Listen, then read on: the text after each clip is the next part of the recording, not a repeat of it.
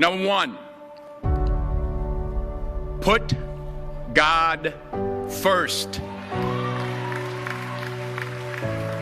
Put God first in everything you do. Everything that you think you see in me, everything that I've accomplished, everything that you think I have, and I have a few things, everything that I have is by the grace of God. Understand that. It's a gift. 40 years ago, March 27th, 1975, it was 40 years ago, just this past March, I was flunking out of college. I had a 1.7 grade point average. I hope none of you can relate. I had a 1.7 grade point average. I was sitting in my mother's beauty shop. They still call it beauty shops now? What they call it now? Yeah, I was sitting in the beauty parlor. I was sitting in my mother's beauty parlor, and I'm looking in the mirror, and I see behind me this woman under the dryer. And every time she looked up, every time I looked up, she was looking at me, just looking me in the eye. And I didn't know who she was, and I said, she said, somebody give me a pen, give me a pencil, I have a prophecy. March 27, 1975, she said, boy, you are going to travel the world and speak to millions of people. Now, mind you, I was flunked out of college. I'm thinking about joining the army. I didn't know what I was going to do, and she's telling me I'm going to travel the world and speak to millions of people. Well, I have traveled the world, and I have spoke to millions of people.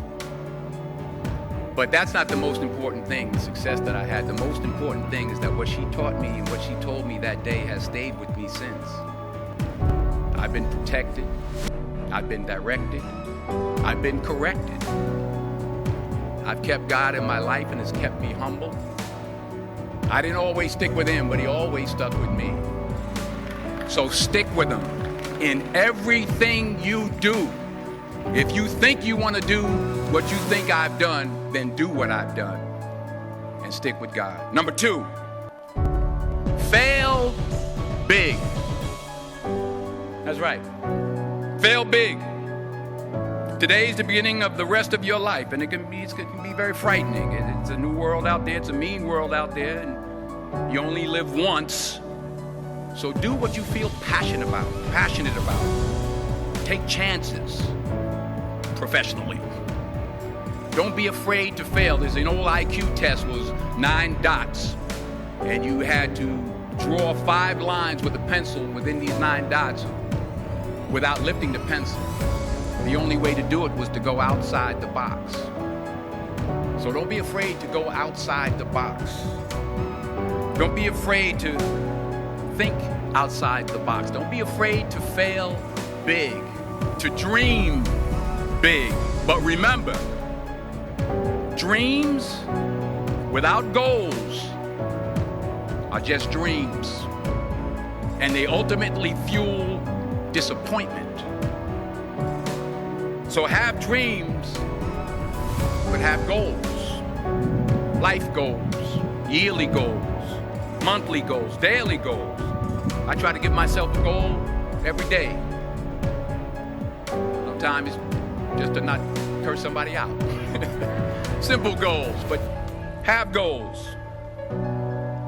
And understand that to achieve these goals, you must apply discipline and consistency.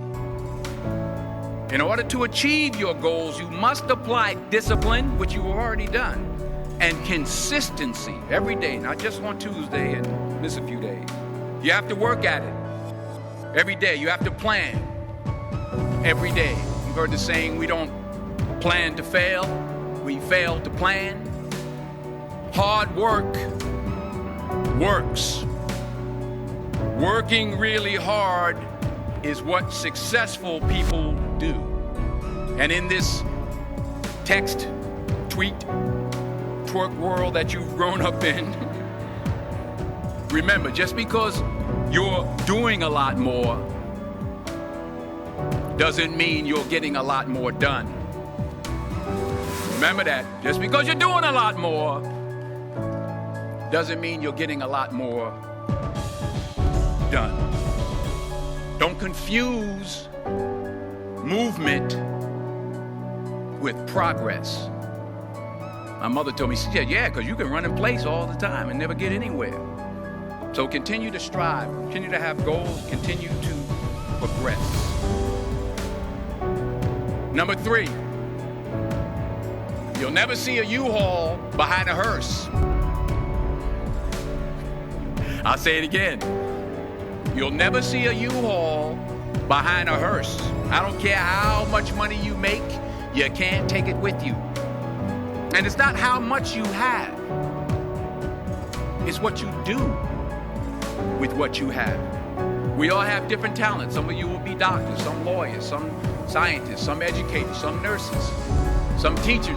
Yeah, okay. Some preachers. The most selfish thing you can do in this world is help someone else. Why is it selfish? Because the gratification, the goodness that comes to you, the good feeling that I get from helping others, nothing's better than that. Not jewelry, not big house I have, not the cars, but it's the joy. That's where the joy is, in helping others. That's where the success is.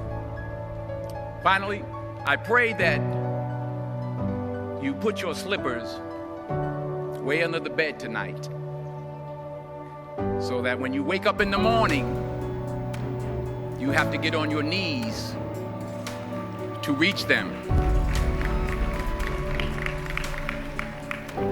And while you're down there, say thank you for grace.